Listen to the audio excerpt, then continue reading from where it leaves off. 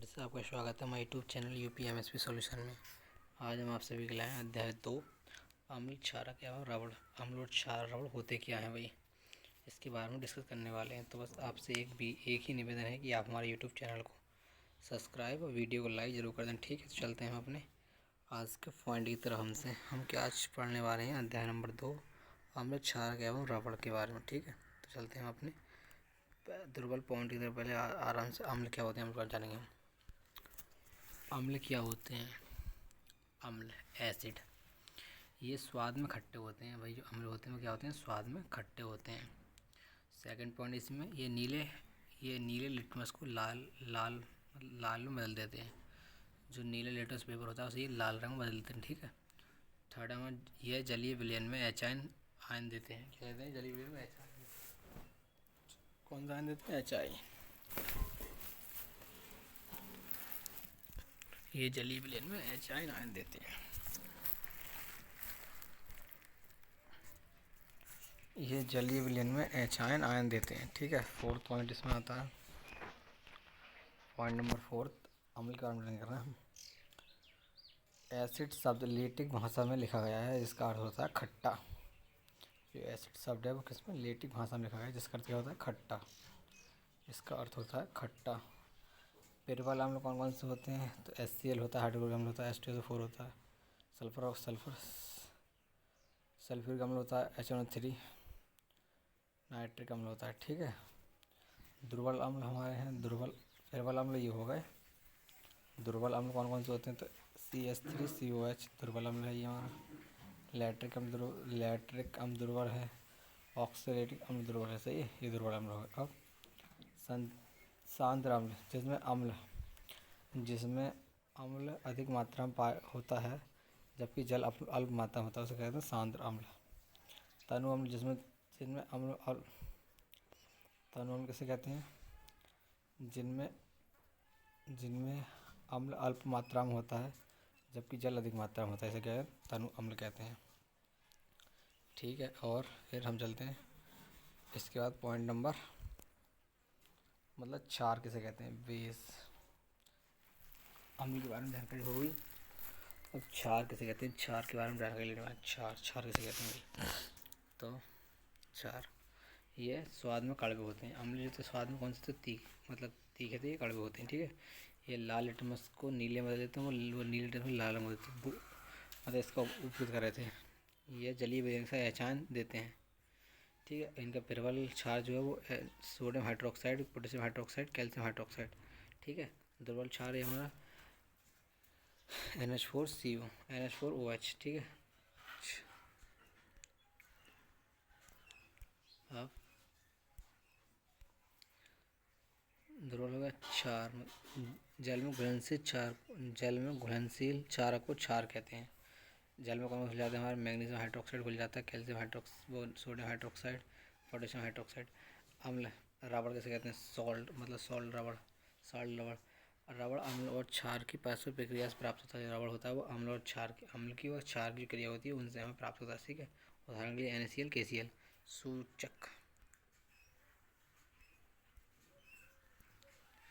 सूचक किसी दिए गए विलयनों में अम्ल तथा क्षार की उपस्थिति दर्शाता है। इनकी रंग एवं गंध अम्लीय या क्षारीय माध्यम में बदला जाता है। ठीक है। सूचक के यदि जानते हैं हम अम्ल या क्षार। ठीक है। अब चलते हैं हम सूचक के प्रकार।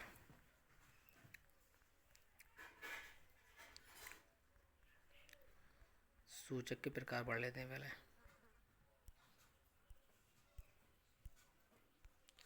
सूचक के प्रकार कितने होते हैं? प्राकृतिक सूचक, क्रमिक संश्लेषण सूचक, संश्लेषण सूचक और गंधक सूचक। ये पौधे में पाए जाते हैं, प्राकृतिक पौधे में पाए जाते हैं। ये लाल मतलब लिटमस, लाल पत्ता गोभी, हाइड्रेंजिया, पौधे के फूल हल्दी और फिनोल्फिथीलिन। ठीक है, मतलब फूल हल्दी में। और ये रासायनिक पदार्थ होते हैं, ये मेथिल ऑरेंज फिनोल्फिथीलिन। और ये गंधक सूचक क्या होते हैं? इन पदार्थों की गंध अम्ल तथा क्षार माध्यम में बदल जाती है, जैसे प्याज, लौंग इत्यादि। ठीक है। आपको जाना है अब अम्ल तथा क्षार से अभिक्रिया। अम्ल एवं क्षार के रासायनिक गुण क्या हैं? अम्ल और क्षार तो धातु की अभिक्रिया। अम्ल एवं क्षार रासायनिक गुण, अम्ल और क्षार, ठीक है, धातु बन गया, ये अम्ल और क्षार हो गया। अब हमें रासायनिक अभिक्रिया कराते हैं। क्या बनता है हमारा? अम्ल प्लस धातु प्लस रबड़ प्लस हाइड्रोजन निकलता है। अम्ल क्या है? HCl, धातु हमारी धातु हमारी कोई भी ले लो, Zn। HCl हमारा अम्ल है, धातु हमारी Zn है। Zn तो बिगड़ के क्या बनेगा हमारा? जिंक क्लोराइड बनेगा। तो N और Ca निकल जाएगा इधर,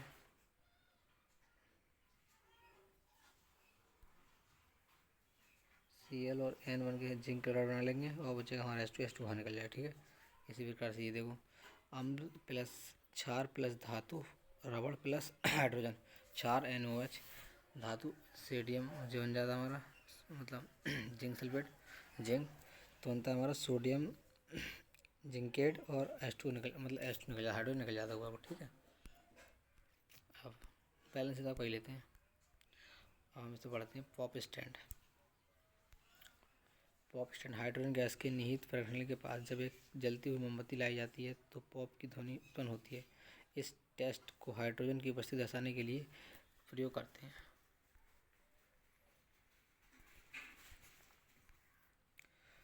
धातु कार्बोनेट तथा धातु बाइकार्बोनेट की अभिक्रिया। धातु कार्बोनेट धातु बाइकार्बोनेट की अभिक्रिया अम्ल और क्षार के साथ। तो पहला हमारा अम्ल प्लस धातु कार्बोनेट प्लस रबड़ प्लस कार्बन डाइऑक्साइड प्लस जल, ये बनाता है हमारा। अम्ल HCl हो गया, धातु कार्बोनेट Na2CO3 होता है हमारा।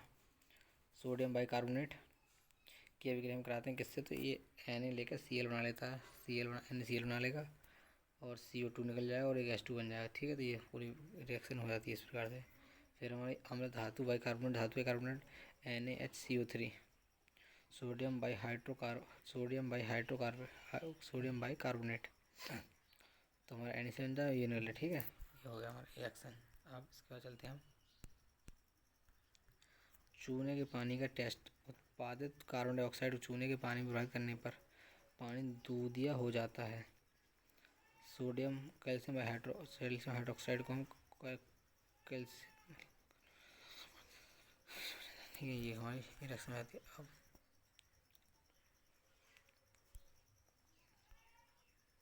अधिक मात्रा में कार्बन डाइऑक्साइड प्रवाहित करने पर तो हमारा ये बन जाता है। अब आता है हमारा अम्ल एवं क्षार की परस्पर अभिक्रियाएँ। अम्ल और क्षार परस्पर अभिक्रिया कैसे करते हैं, ठीक है, तो उसका हम पढ़ने वाले हैं अब।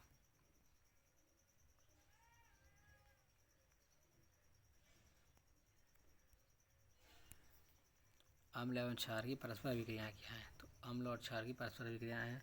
अम्ल धन प्लस क्षार बनाता रबड़। उदासीनीकरण अभिक्रिया, जब किसी अम्ल द्वारा क्षारक को प्रसरित प्रभाव एवं क्षारक द्वारा अम्ल का प्रभाव समाप्त हो जाता है तो परिणाम रूप रबड़ और जल प्राप्त होते हैं, तो उदासीनीकरण अभिक्रिया कहलाती है। उदासीनीकरण अभिक्रिया कहलाती है।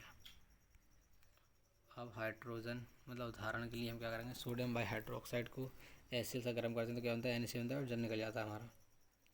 प्रबल अम्ल, दुर्बल क्षार, अम्लीय रबड़ और जल बन जाता है, ठीक है। अभी हम पढ़ते हैं नेक्स्ट पॉइंट।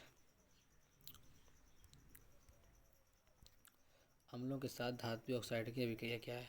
धात्विक ऑक्साइड प्लस अम्ल और क्षार बनाते हैं। धात्विक ऑक्साइड जैसे कॉपर क्यूप्रस ऑक्साइड है, कॉपर क्लोराइड है, कॉपर क्यूप्रस है, CuCO प्लस HCl भी कराते हैं तो कॉपर क्लोराइड बनाता है और जल निकाल देता है। धात्विक ऑक्साइड की प्रवृत्ति क्षारीय होती है क्योंकि ये अम्ल के साथ अभिक्रिया करके रबड़ और जल बनाते हैं। उदाहरण के लिए कॉपर ऑक्साइड, मैग्नीशियम ऑक्साइड, ठीक है। आता है हमारा धात्विक ऑक्साइड की क्षारों के साथ अभिक्रिया। धात्विक ऑक्साइड प्लस क्षार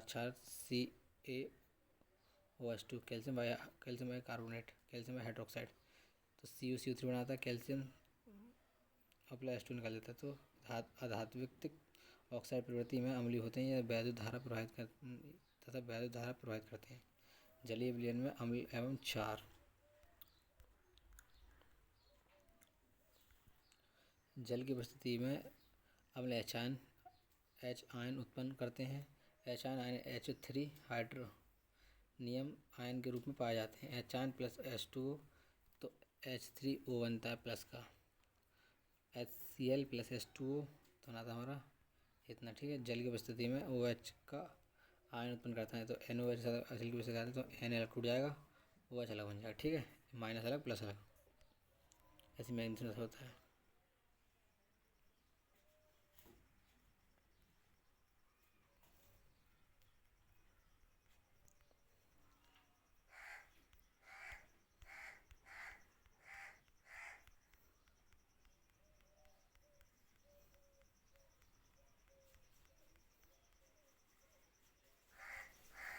अब सभी क्षारक जल में घुलनशील नहीं होते।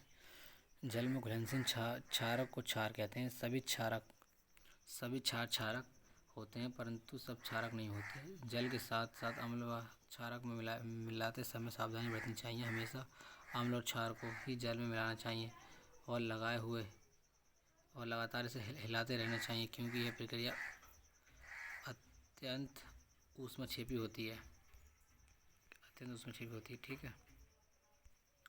इस प्रकार से जल है, इसके अंदर अम्ल है तो जल पहले होना चाहिए, अम्ल बाद में होना चाहिए। मतलब जल हम पहले भर लेते हैं और हमने अम्ल भर लिया तो गलत है। अगर जल पहले भरते हैं तो ठीक है, जल पहले भर लेना चाहिए, ठीक है।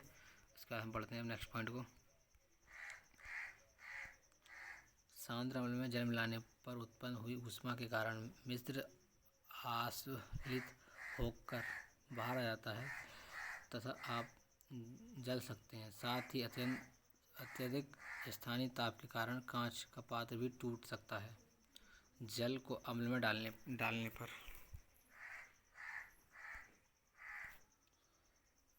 मिश्रित आस्फलित होकर बाहर आ जाता है। स्थानीय ताप के कारण कांच का पात्र टूट भी सकता है जल को अम्ल में डालने पर।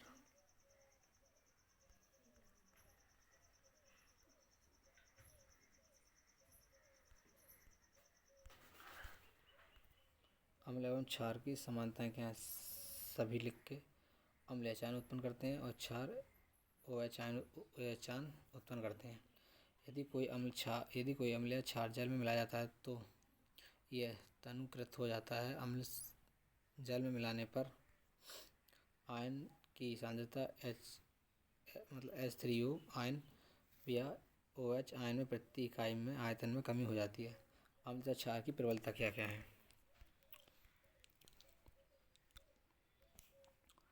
किसी क्षार या अम्ल की प्रबलता उसके द्वारा उत्पन्न H आयन तथा आयन या HO आयनों की संख्या पर निर्भर करती है। किसी अम्ल या क्षार की प्रबलता हम एक सार्वभौमिक सूचक द्वारा ज्ञात कर सकते हैं। सार्वभौम सूचक यूनिवर्सल इंडिकेटर सूचक को क्या कहते हैं, इंडिकेटर अनेक सूचकों का मिश्रण होता है। यह सूचक किसी विलयन में हाइड्रोजन आयन की विभिन्न सांद्रता को विभिन्न रंगों में प्रदर्शित करता है, ठीक है। जो हमारा यूनिवर्सल इंडिकेटर है वो किस में करता है, यह सूचक किसी विलयन में हाइड्रोजन आयन की विभिन्न सांद्रता को विभिन्न रंगों में प्रदर्शित करता है, ठीक है। अब पीएच स्केल क्या है। पीएच स्केल किसी विलयन में उपस्थित एच आयन की सांद्रता ज्ञात करने के लिए एक स्केल विकसित किया गया है जिसे पीएच स्केल कहते हैं। किसी विलयन में एच आयन की आयनों की सांद्रता ज्ञात करने के लिए एक स्केल विकसित किया गया जिसे पीएच स्केल कहते हैं। पीएच में पी एक पुशांश जो एक जर्मन शब्द है जिसका अर्थ होता है शक्ति। अगर पीएच का मान 7 है तो वह क्या होगा, उदासीन विलयन होगा। अगर पीएच का मान 7 से कम है तो अम्लीय होगा, 7 से ज़्यादा है तो वह क्षारीय होगा, ठीक है। यह स्केल 0 14 तक पीएच ज्ञात करने के लिए प्रयोग में लाया जाता है।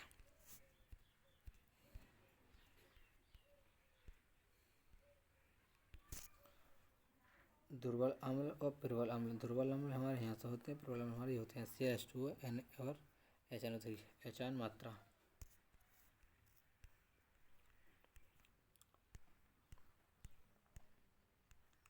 दुर्बल क्षार प्रबल क्षार NH4OH दुर्बल क्षार हो गया। प्रबल क्षार ANOH QOH कितना हो गया हमारा, ठीक है। ये माइनस एच आयन। बढ़ती हुई अम्लीय प्रवृत्ति, घटती हुई क्षारीय प्रवृत्ति।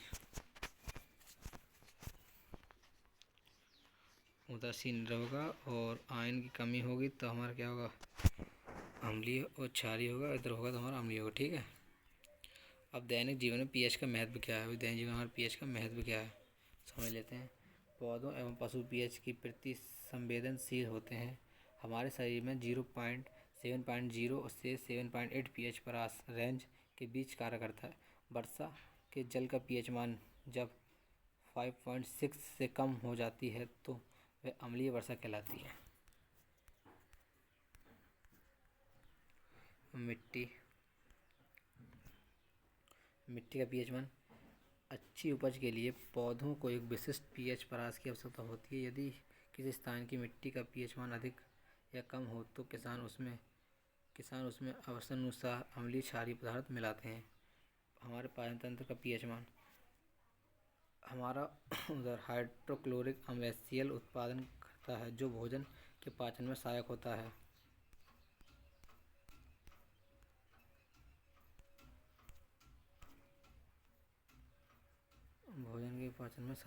अपच की स्थिति में उदर अधिक मात्रा में अम्ल उत्पन्न करता है जिसके कारण गर्दन में दर्द व जलन व अनुभव होता है।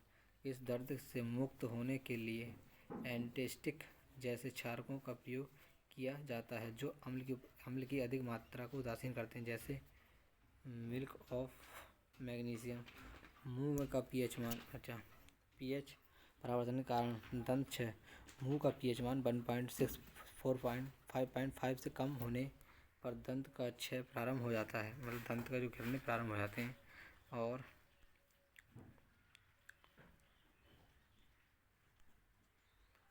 दांतों का इनेमल कैल्शियम फास्फेट से बना होता है जो कि शरीर का सबसे कठोर पदार्थ होता है। यह जल में नहीं घुलता, लेकिन मुंह के पीएच मान 5.5 से कम होने पर यह संधारित हो जाता है। क्षारीय दंत मंजन का प्रयोग करने के लिए अम्ल की अधिक मात्रा में उदासीन किया जाता है।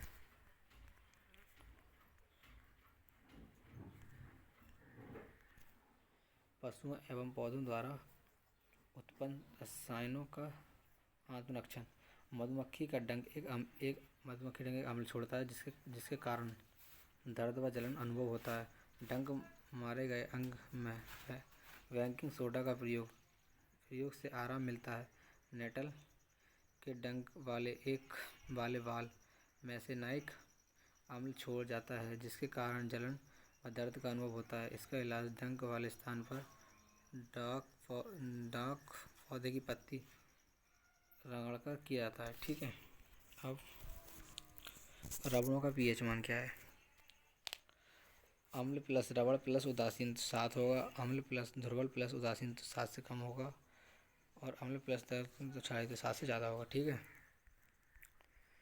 साधारण नमक के रसायन क्या है भाई?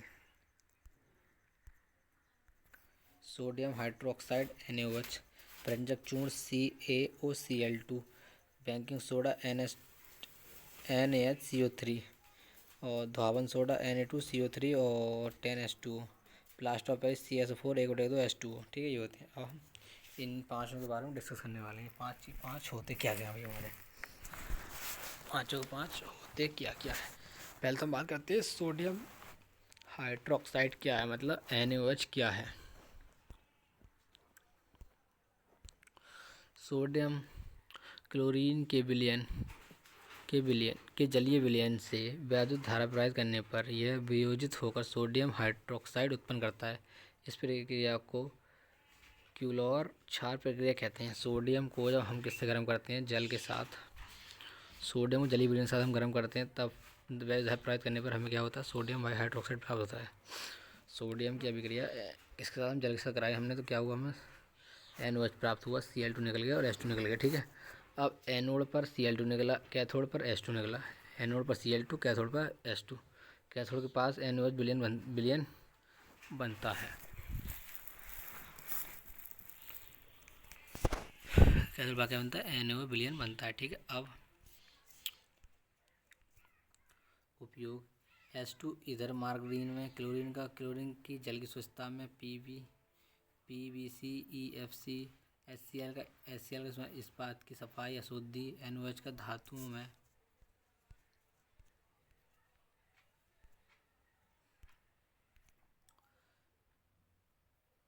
में ग्रीस हाउस के लिए, साबुन, कागज बनाने के लिए। Cl2 है व्यंजक चूर्ण, घरेलू उपाय, वस्त्र बनाने के लिए। ठीक है, हमारा था क्लो व्यंजक चूर्ण क्या है।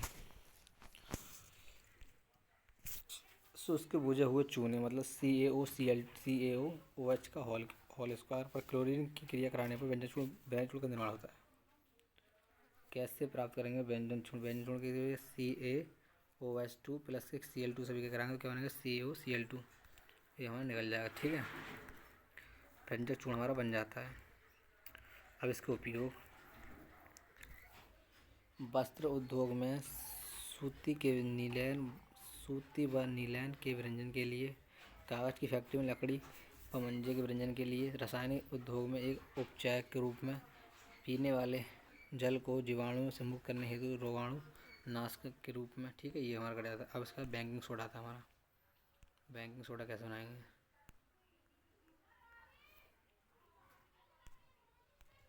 बेकिंग सोडा NaCl की अभिक्रिया जो हमने बनाया उसी की अभिक्रिया हम किससे करा देंगे। NaCl और जल और क्लोरीन और मैथेन वो अमोनिया की अभिक्रिया कैसे करा देंगे हम। इसका कराएंगे तो हमारा क्या बनेगा, मैथेन क्लोराइड बन जाएगा और NaHCO3 निकल जाएगा, बेकिंग सोडा बन जाएगा हमारा। ठीक है, क्या ये एक दुर्बल क्षारक क्षार है। खाते समय गर्म करने पर इसमें निम्न अभिक्रियाएँ होती हैं। मतलब बेकिंग सोडा बनेगा हमारा किससे करेगा तो कार्बन डाइऑक्साइड ट्राईऑक्साइड करेगा, फिर जल बनेगा, फिर कार्बन डाइऑक्साइड बनेगा। ठीक है, मतलब टूट जाता है अपने पदों में। ठीक है, इसका उपयोग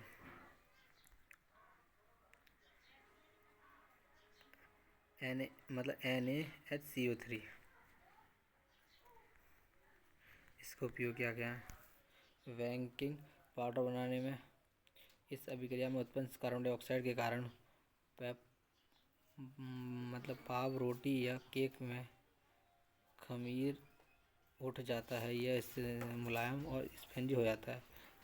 यह एंटास्टिक का एक संगठन है। इसका उपयोग सोडा व अम्ल अग्निशामक में किया जाता है। ठीक है, इसके बाद हमारा था धोने का सोडा।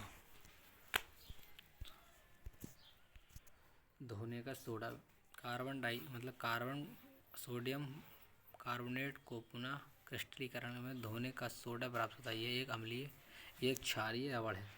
कार्बन किसके साथ करा रहे हैं हम, सोडियम कार्बोनेट मतलब Na2CO3 से हम करा रहे हैं किसके साथ, तो हमारा क्या बनता है जल के साथ कराएंगे तो हमें क्या बनेगा मतलब Na2CO3 और 10H2।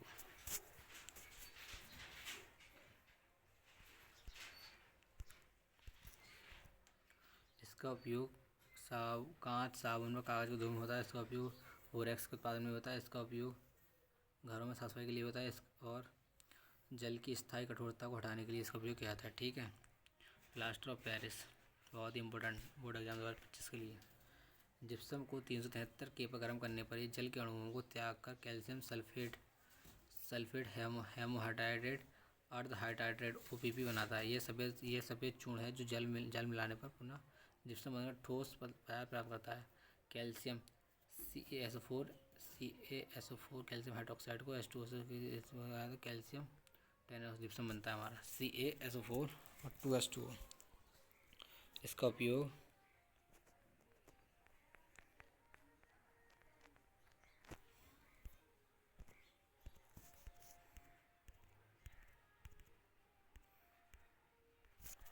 प्लास्टर ऑफ पेरिस का उपयोग डॉक्टर द्वारा टूटी हड्डियों को सही करने में, स्थिर रखने के लिए किया जाता है। इसका उपयोग खिलौने बनाने में, सजावट के सामान में किया जाता है। इसका उपयोग सतह चिकना बनाने के लिए किया जाता है। ठीक है, क्रिस्टलन का जल और रबड़ को एक सूत्र इकाई के जल में निश्चित अणुओं की संख्या में क्रिस्टलन को जल कहा जाता है। तो आज की वीडियो में बस इतना है। अगर इसके आपको नोट्स चाहिए, PDF नोट्स चाहिए तो आप हमारे व्हाट्सएप चैनल को सब्सक्राइब कर लें और बेल आइकन प्रेस कर लें। ठीक है, और यूट्यूब चैनल को भी सब्सक्राइब कर लें जिससे कि आने वाली वीडियो आप जल्दी पहुंच जाए। धन्यवाद। दिस वीडियो अगर आप 10th क्लास में टॉप करना चाहते हैं तो आप हमें डेली वीडियो देखते रहिए।